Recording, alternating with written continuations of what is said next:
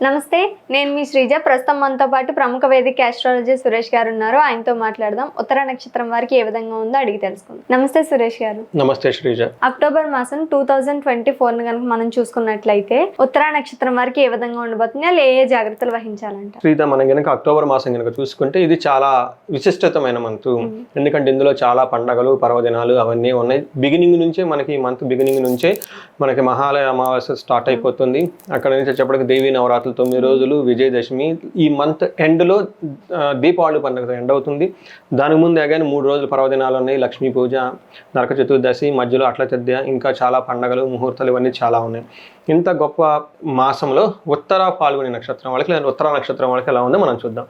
So వీళ్ళకి కొంతమందికి జన్మ నక్షత్రం కనుక తెలియకపోతే పేర్లు కనుక ఎవరైనా కనుక పీ తోటి టీ తోటి స్టార్ట్ అవునా, లేదంటే టో అన్న మూరాల స్టార్ట్ ఉన్నా కానీ, లేదంటే పాపీతో ఉన్నా కానీ వీళ్ళంతా మనకి ఉత్తరా నక్షత్రం అని మనకు చెప్తారు అనమాట. ఈ నక్షత్రానికి అధిపతి వచ్చేటప్పటికి సూర్యుడు, అది దేవత వచ్చేటప్పటికి ఆర్యుడు అని చెప్తారనమాట. సో ఈ నక్షత్రం వాళ్ళు కనుక మనం చూసుకుంటే ఫస్ట్ మనకి మేజర్గా కొన్ని గ్రహాలు ఉంటాయి. ఏమంటే గురువు, శని, రాహు, కేతువులు. వీళ్ళ ఇంపాక్ట్ చాలా ఎక్కువగా ఉంటుంది. వాళ్ళ ఇంపాక్ట్ వచ్చేప్పటికీ ఆల్మోస్ట్ మనకి 40-45 డేస్, 2 months 3 months కూడా ఉండే అవకాశం ఎక్కువగా ఉంది. అలా చూసుకున్నప్పుడు ఈ పెద్ద గ్రహాలు వీళ్ళకి చాలా అనుకూలంగా ఉన్నాయని మనం చెప్పుకోవాలి. ఏ విధంగా అనుకూలంగా ఉన్నాయంటే 75% వీళ్ళకి అనుకూలంగా ఉన్నాయి. ఓకే, అందులో ఎలా అంటే ఫస్ట్ వచ్చేటప్పటికి సంపద, అంటే ధన వృద్ధి ఉంది, సంపద కూడా ఉంది. సంపద అంటే పశు సంపద, తర్వాత పిల్లలు, వాళ్ళు వీళ్ళు, అష్టైశ్వర్యాలు, ధనం చుట్టూ కూడా ఇంకా విజయము, అన్ని విషయాల్లో చాలా అభివృద్ధి జరిగి చాలా హ్యాపీగా ఉంటారు.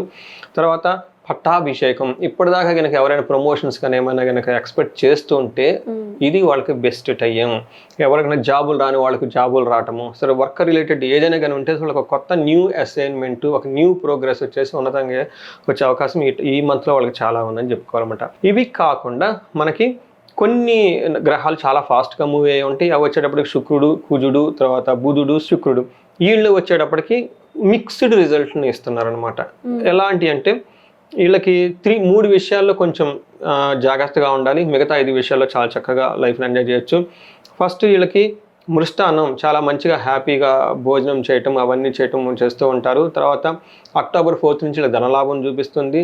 తర్వాత బుధుడు వచ్చేటప్పటికి ఈ మంత్ అంతా చాలా సౌఖ్యంగా ఉంటారు.